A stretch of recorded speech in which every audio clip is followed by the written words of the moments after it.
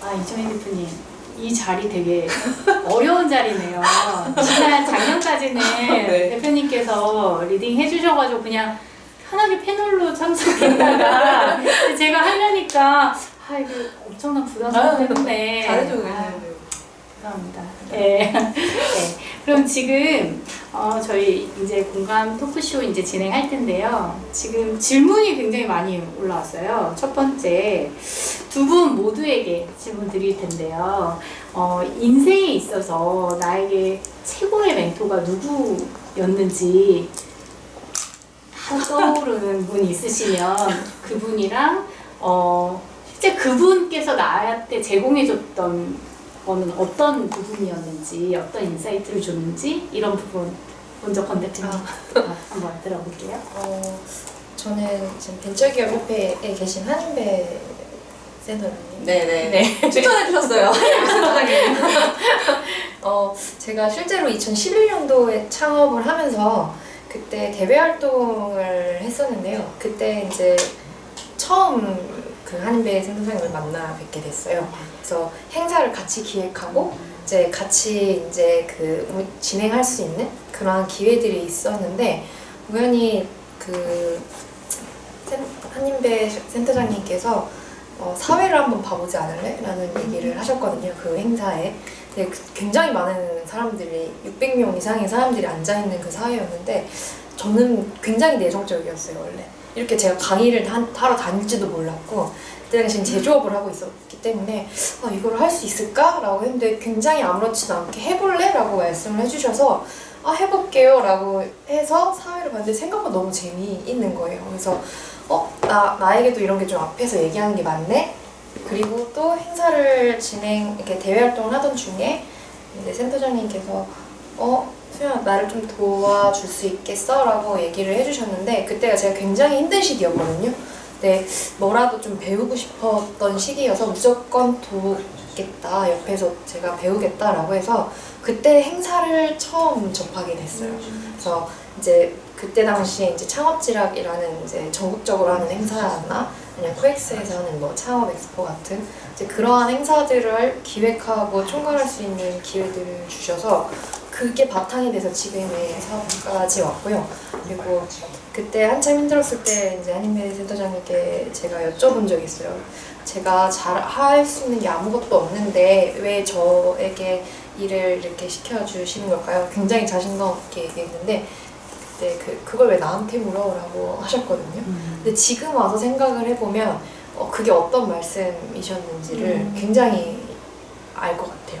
그래서 저는 항상 사업을 하면서 힘들 때도 찾아가고 내가 모르는 나의 모습을 알아봐 주신 거예요. 네네네. 너무 감사하고 항상 사랑합니다. 저도 사랑합니다. 좋습니다. 네. 그럼 그 다음에 이정희 대표님. 사실 떠오르세요? 진짜 너무 어려운데요. 네. 제가 내 멘토라고 하는 부분들, 저도 지금 멘토 역할을 하고 그쵸. 있지만 내 인생의 멘토라고 하는 부분들에서 깊게 생각해보지는 못했던 것 같아요. 여태까지 일을 계속 사람들이 원하는 형태로 잘 하려고 노력을 했던 거지 그 누군가처럼 되기 위해서 내지는 그 누군가의 이야기를 잘 기울여 듣는 편도 아니었고 그래서 제 강연이 바운더리였으니까 바운더리 안에서의 그때그때마다의 멘토들을 생각해보면 사실 제 인생의 가장 큰 멘토는 저희 아빠시고요.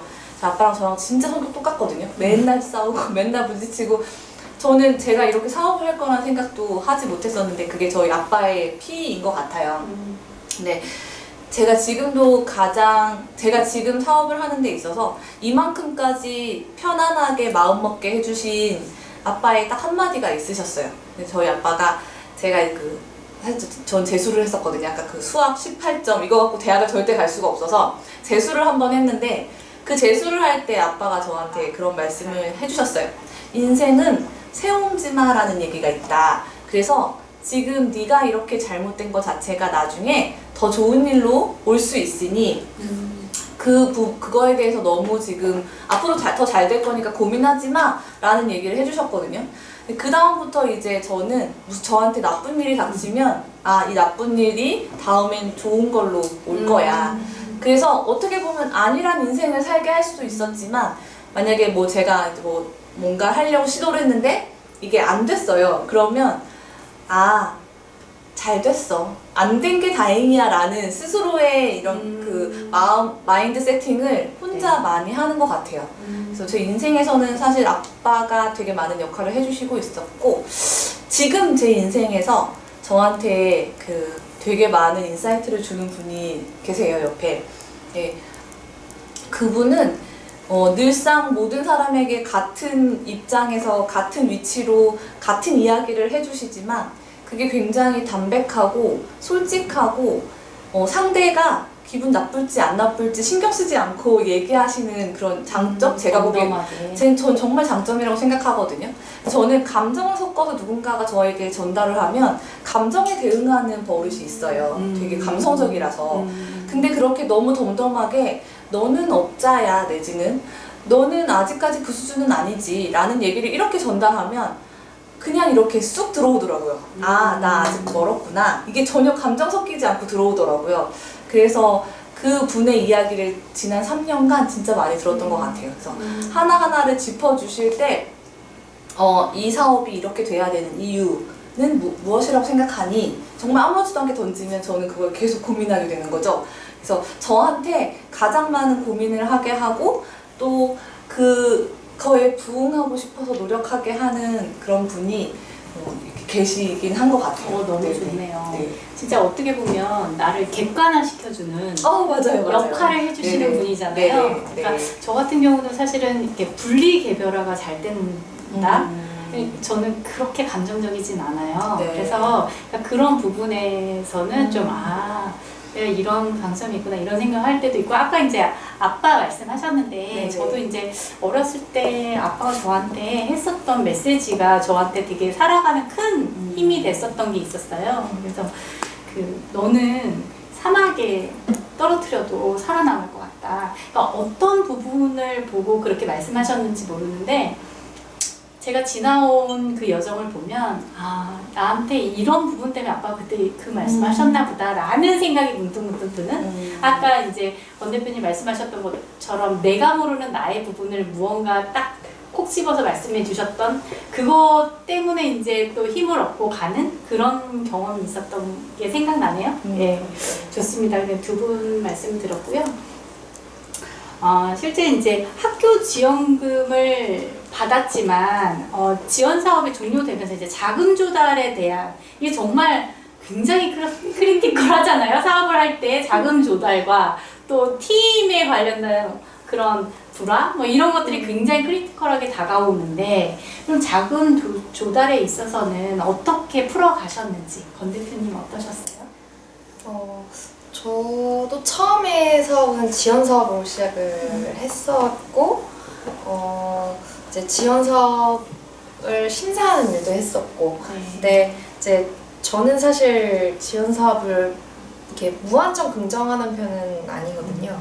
근데 지금의 센트웨어를 할 때에는 지원 사업을 받지 말고 해야겠다라고 생각을 했었고, 그래서 제가 모아놓은 적금으로 정말 그냥 시작을 했어요. 그래서 정말 지금의 센트웨어 홈페이지는 나중엔 지원 사업을 받고 이제 변경한 거지만 그 전에는 진짜 발 뛰면서 플랫폼스러운 홈페이지로 일단은 만들어 놓고 이제 시행착오를 좀 많이 겪은 후에 이렇게 나아가야겠다라는 사업의 계획을 좀 잡고 난 후에 나한테 맞는 내가 할 수 있는 지원 사업을 좀 찾아서 했던 것 같아요. 그래서 무조건 돈이 없어서 사업을 힘들다라기보다는 그냥 제가 갖고 있는 선에서 내가 만들어낼 수 있는 서비스를 좀 만들면서 시행착오를 좀 많이 겪고 그 경험과 그다음에 내가 생각한 계획이 조금 확고해졌을 때 나한테 맞는 지원 사업들을 찾아서 하는 게 옳지 않을까 그렇게 저는 갔었어요. 네, 너무 좋은 포인트인 것 같아요. 그러니까 그 부분 또한 이제 본인이 할 수 있는, 소화할 수 있는 만큼 이제 워킹을 한 거잖아요. 그리고 또 그 연습들을 통해서 또 내가 할 수 있는 것들이 뭐가 있고 자금 조달은 꼭 지원 사업뿐만이 아니라 실제로 내부적으로 워킹할 수 있는 포인트들을 찾은 거니까 되게 중요한 것 같아요. 네, 이정희 대표님은 근데 저하고는 조금 맞지 않는 다르죠. 질문이라서 네. 사실 자금이 부족해 본 적이 없고요. 어, 그 이유는 뭐냐면 플렉스네. 저희가 이렇게 제프가 그런 의미로 보시면 안 됩니다. 네. 그런 게 아니에요. 저는 제 몸을 가지고 먹고 살잖아요. 제가 뛰어다니면서 이제 일이 되고 그 일이 또 일을 낳고 그런 것들이 돈이 되다 보니까 그 인프라적인 자금 투입이라던가 투자에 대한 것들이 사실 그렇게 크지 않아서 자금 때문에 무언가 정부 지원 사업을 해본 경험은 없고요. 나름 이 조직을 키우기 위해서 필요한 자금들을 얻기 위해서 주변 사람들을 이렇게 설득해내서 뜯어낸 네, 그런 경험들은 있습니다. 아, 그러면은 사실 뭐 어차피 스타트업하고 엑셀러레이터는 어차피 역할 자체가 조금은 좀 다르기 그쵸. 때문에 그럴 수 있는 것 같고요.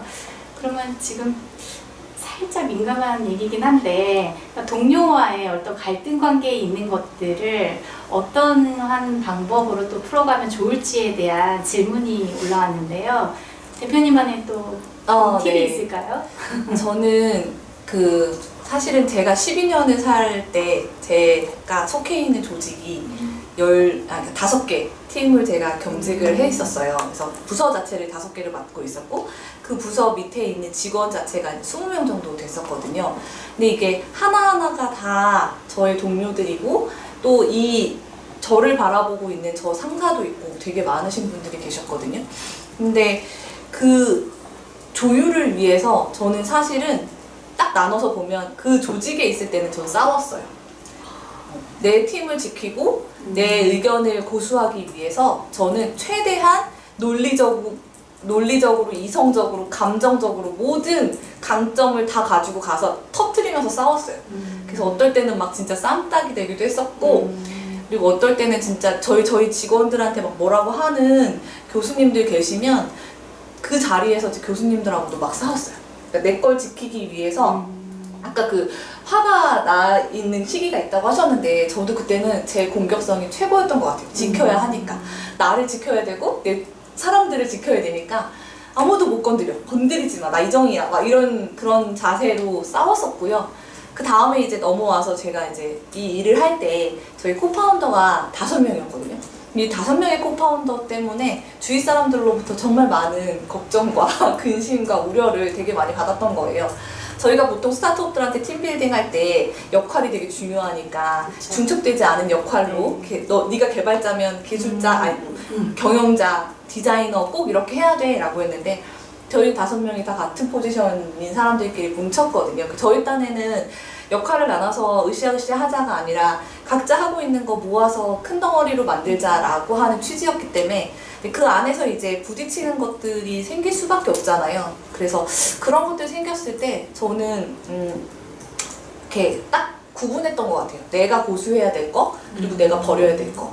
그런 그 2가지를 딱 나누고 나니까 저는 폭이 되게 빠르거든요. 진짜 저는 어떻게 보면 난 진짜 사업가야. 왜냐면 안 될 것 같으면 버려요. 그래야 내가 될 것 같은 걸 열심히 할 수 있어서.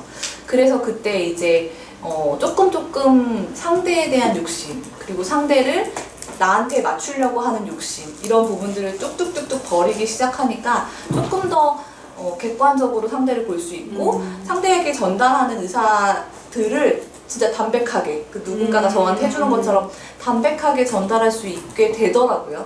그래서 협동이 안 되면 협력으로 가야 되는 거고 협력하는 거에 있어서 내가 버릴 거 그리고 내가 꼭 고수해야 될 거 이 2가지를 가지고 협상을 하는 단계가 시기가 조금 필요하지 않나 그런 생각이 좀 들었어요.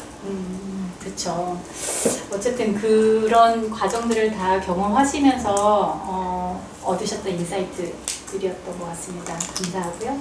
여기 보니까 지금 올려주신 그 질문 중에 국가 정부 지원 사업이랑 민간 사업 이제 2개를 지원을 했는데 민간은 되는데 정부 지원 사업이 계속 탈락한대요.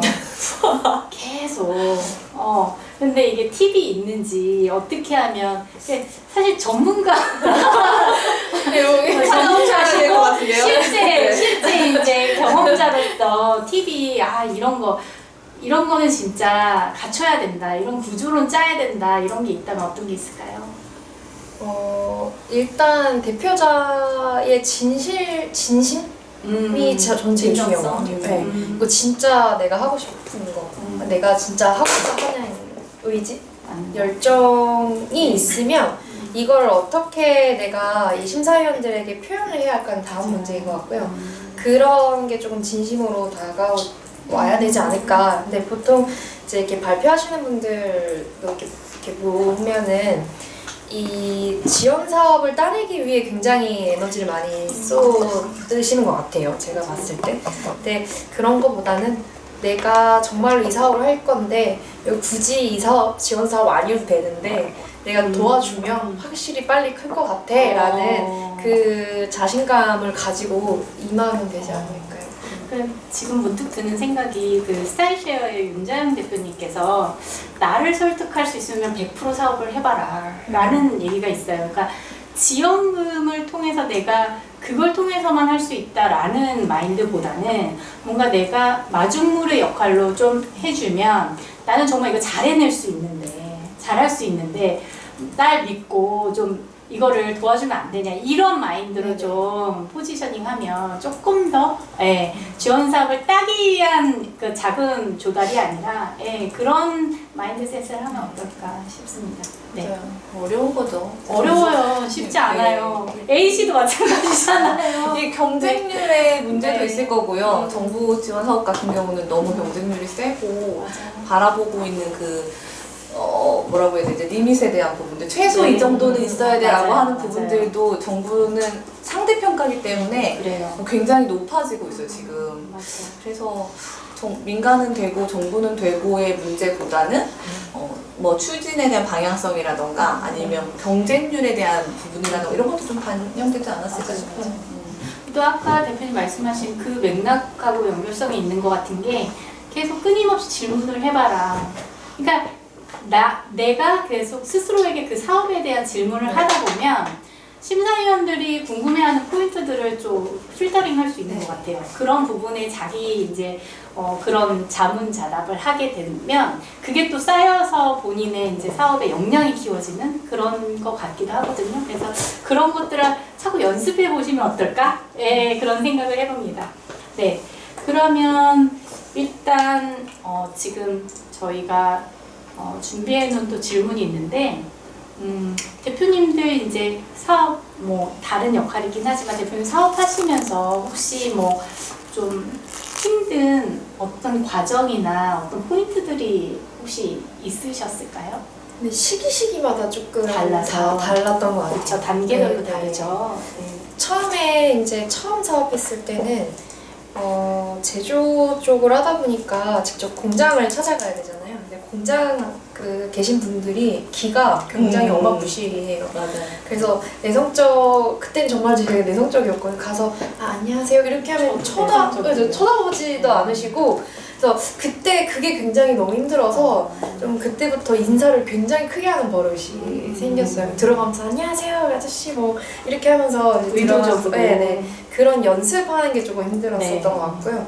그리고 그 사업을 운영하던 중에 뭐를 해야 될지 모를 때가 있었어요. 그러니까 이거는 공감 안 가실 수도 있는데 내가 물건을 만들었는데 이걸 어떻게 팔아야 되지? 그렇죠. 네, 그럴 때가 있었어요. 그래서 그때 굉장히 좀 힘들었었고요. 그다음에 모임 같은 거를 이제 할 때 여성분들이 사실은 저 땐 더 없었었거든요. 그러다 보니까 특히나 제가 막 나서는 스타일도 아니었고 이러다 보니까 쭈뼛쭈뼛 이렇게 앉아 있다 보면 이제 이분들과 뭐 이렇게 술 한잔 할 때도 있고 이럴 때 굉장히 소외당하는 느낌? 그런 게 좀 있었긴 있었어요. 그래서 지금은 제일 튀게 하거든요. 그래서 어딜 가나 제일 먼저 뭐 건배사도 하고 이렇게 튀게 하는데 그때는 그게 제일 힘들었던 것 같고, 네, 지금 최근에는 사업하면서 직원 관리가 너무너무 힘들었던 것 같아요. 그러니까 내 맘 같지 않다는 그쵸. 거. 그렇죠. 그러니까 책도 많이 읽어보고 했는데 사실은 케바케. 네.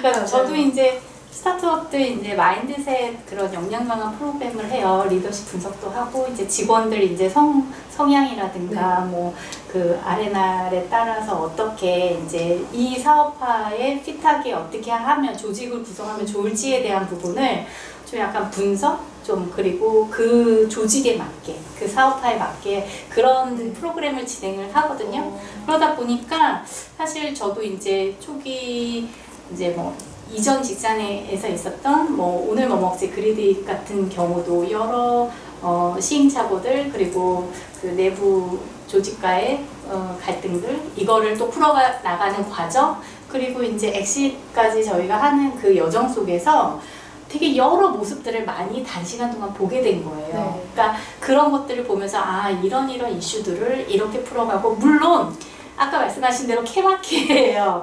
그거를 다 이제 딱 구조화해서 다 적용을 할 수는 없어요. 다 굉장히 달라요. 다르게 적용을 하되 그게 정말 대표님의 그 방향성과 그리고 그 비전과 그리고 이 정말 하나가 되는 그 역할 속에서 잘 어우러질 수 있도록 그래서 그게 효율화된 포인트로 워킹될 수 있도록 그렇게 하는 것들을 이제 끌어내는 일들을 많이 하고 있고요. 아까 뭐 명상 말씀하셨는데 이제 저도 이제 그러한 심리 멘탈 케어 같은 그런 부분들 이제 뭐 약간 소개하고 큐레이션 해주고 이런 것들도 이제 하기도 해요. 그래서 이제 이정희 대표님 같은 경우는 가끔 이제 저 만나서 이제 소개해주는 말씀나 인생 상담 하시고 네. 울고 막 울고 이제 네. 울고 그러니까 저는 그럴 때 굉장히 그러니까 누군가에게 내가 되게 도움이 된다라는 그 기분이 되게 굉장히 맞아요. 성취감을 느끼게 하는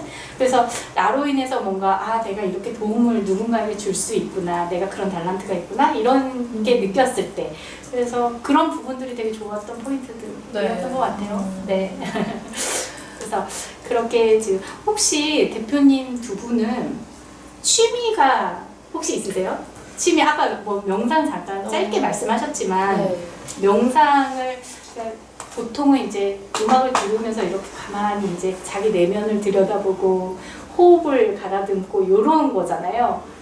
그렇게 하시는 건가요? 이제 그런 명상도 하는데 저를 알아가는 이제 공부들을 좀 많이 해요. 네. 그러니까 그래야 아 내가 이렇게 살아왔구나를 또 이해하게 되고 그쵸.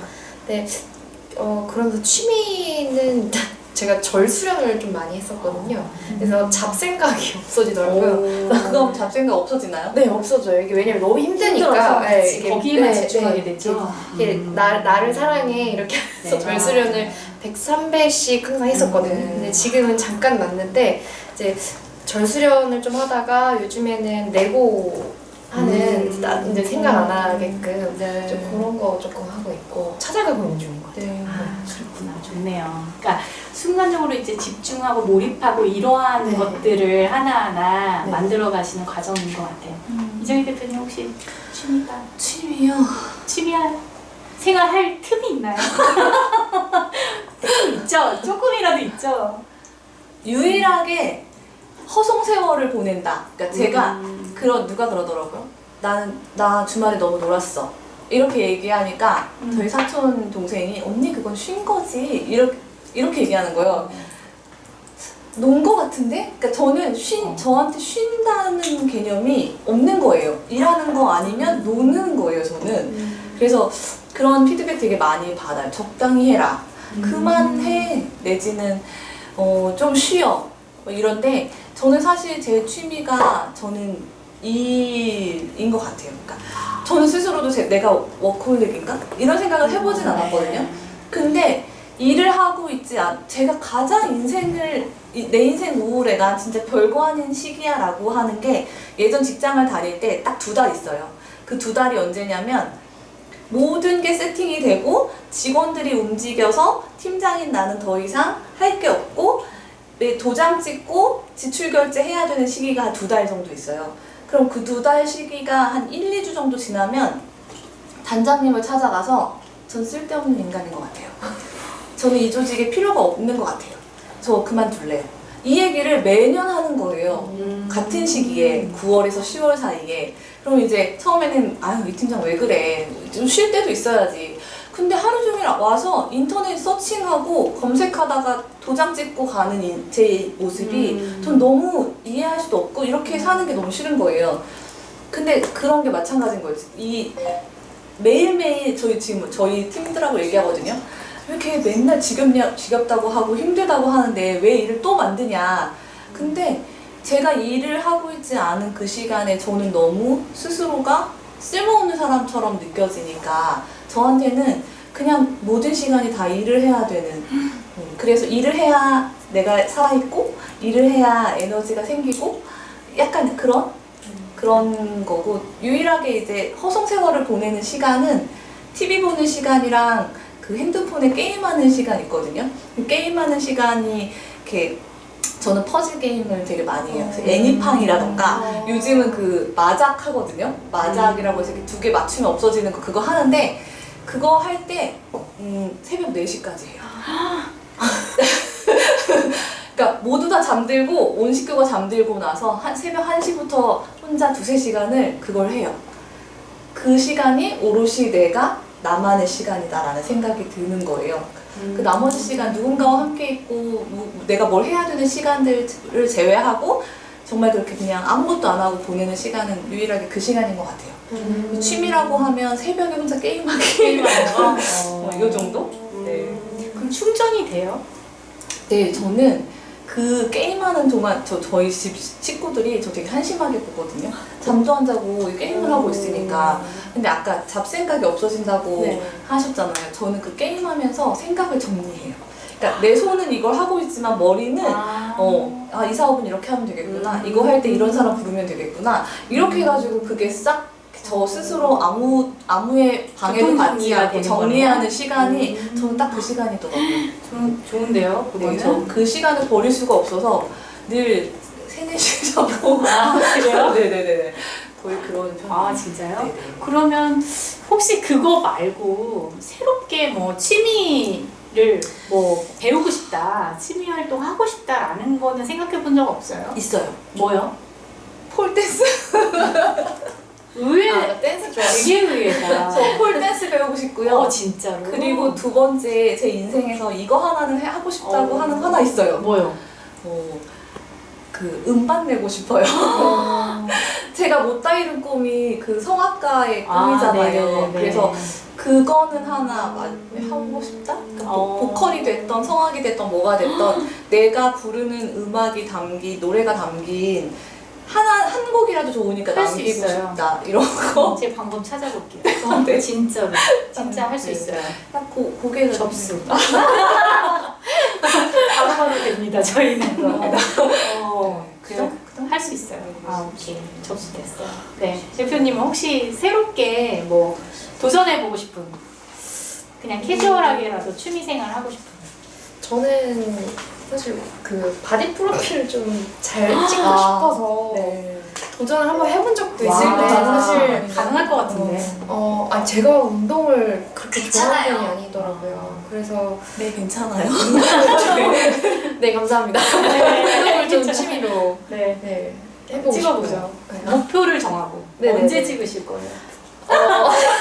갑자기? 갑자기? 저희 한 5회차 때쯤 한번 오케이. 네네네. 5회차 때. 5회차. 네, 5회차 좋네요. 네. 목표를 정해놔야 또 합니다. 네, 합니다. 그러니까 저는 클라이밍을 한번 해보고 싶다 이런 생각했거든요. 저 잘해요. 저 진짜 단시간에 힘쓰는 거 되게 잘해서 저희 살림이 좋고요. 웬만한 남자들 팔씨름 다 이겨요. 진짜로요? 그리고 저 그 장난으로도 남편하고 힘겨루게 하면 네. 다 이겨요. 진짜로? 근데 그 올해는 못 써요. 한 번에 빡 한 쓰는 번에? 거. 그거 되게 잘해요. 나도 한 번에 박스는 거. 클라이밍 하세요. 그래. 좋습니다. 그러면 요즘에 정말 가장 진짜 행복하다, 찐 행복이다 이런 거 느낄 때 혹시 있어요? 권 대표님 혹시 있어요? 사실 행복이라는 게 저는 점점 사실 제 감정이 조금 메말라가면서 못 느끼는 거라고 생각을 했었거든요. 근데 요 근래 이제 명상하고 나서 이렇게 일어날 때 온전히 그냥 나한테 수연아 오늘 잘 잤니? 라고 그 물어보는 그 순간이 너무 좋아요. 그냥 이 가만히 있어도 괜찮은 되게 저를 괜찮다. 굉장히 나한테 네. 집중하는 그 네. 오롯이 나한테만 집중하는 느껴보고 거잖아요. 싶어요, 진짜. 왜냐면 항상 사업할 때는 그래. 꿈꾸면서도 일을 하잖아요. 맞아. 일어나자마자 뭐를 해야 돼, 막 이렇게 해야 되는데 지금은 일어나서 온전히 그냥 평온한 상태와 수연아 잘 잤니? 이렇게 물어보는 그 순간이 제일 좋은 것 같아요.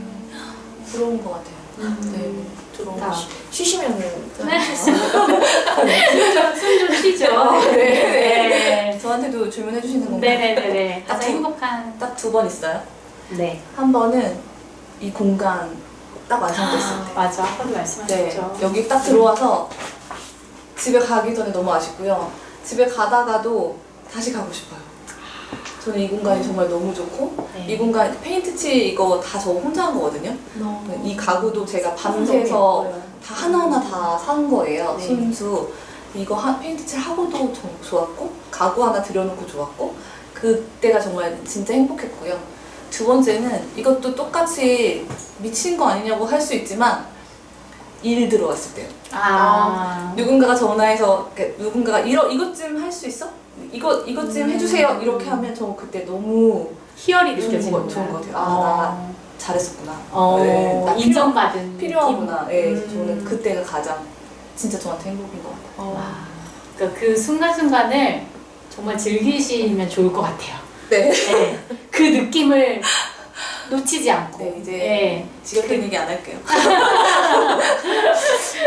네. 이렇게 저희가 진짜 편안하게 이렇게 말씀 나누는 가운데 이제 아쉽게도 좀 이렇게 클로징 해야 될 시간이 왔어요. 저희가 1회차라서 지금 사실은 저도 이제 익숙하지 않은 자리에서 이제 진행을 해보고 그리고 또 이제 워낙에 두 분은 말씀 잘 하시니까 같이 하니까 또 훨씬 편안하게 마무리할 수 있었던 것 같아요. 저희가 이제 2회차 여담 때 또 저희가 인사를 드릴 텐데 그때는 더 풍성하고 또 더 도움이 될 수 있는 내용으로 다시 찾아뵙도록 하겠습니다. 그럼 오늘은 여기까지. 마지막으로 한 말씀 하실 메시지 있으실까요? 지금 이제 창업을 준비하고 계신 분들은 꼭 그 스스로가 먼저 좀 행복한 방법을 찾으셨으면 좋겠습니다. 좋습니다. 네, 이정희 대표님요. 네, 여러분의 인생의 바운더리가 이 포럼이 됐으면 좋겠습니다. 좋습니다. 네, 역시. 매월 뵙겠습니다. 네. 그럼 다음 달에 다시 인사드리도록 하겠습니다. 감사합니다. 네, 감사합니다.